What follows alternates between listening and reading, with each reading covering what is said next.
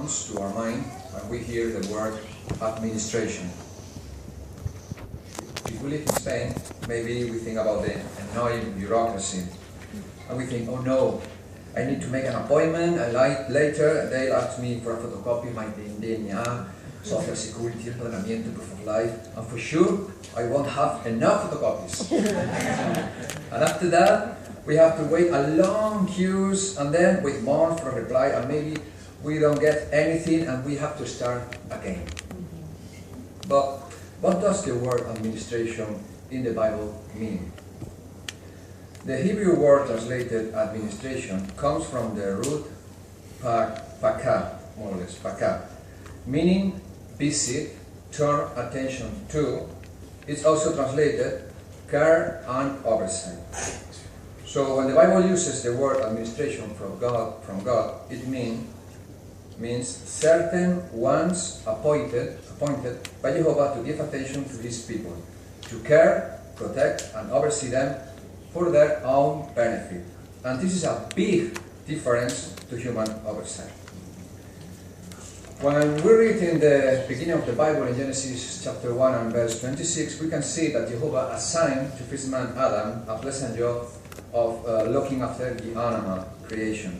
He commanded Adam to take care of plants and animals.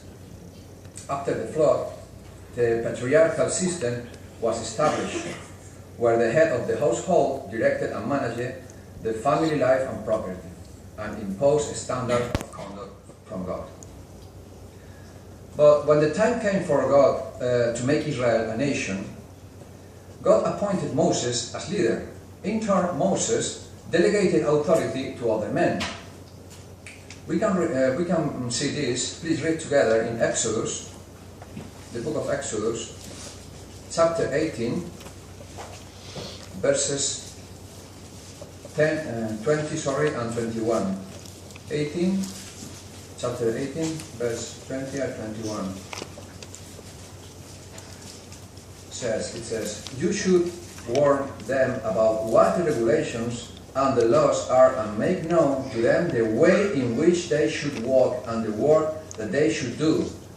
But you should select from the people capable men fearing God, trustworthy men hating dishonest profit, and appoint these over them as chiefs over 1,000, chiefs over 100, chiefs over 50s, and chiefs over 10s.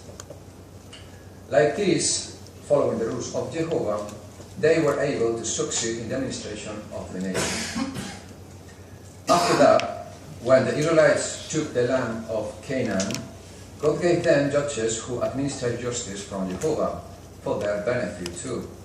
And we can see that in Judges, book of Judges, chapter 2, Judges 2, and verse 16. It says,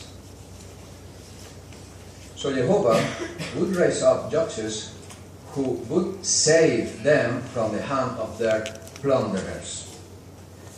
Here we can see how Jehovah took good care of them.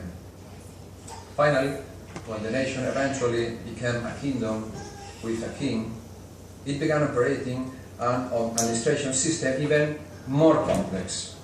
It was so organized in the time of Solomon that they could build a magnificent temple to Jehovah, which is one of the wonders of the ancient world.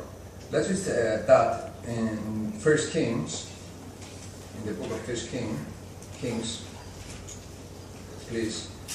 1 Kings chapter 5,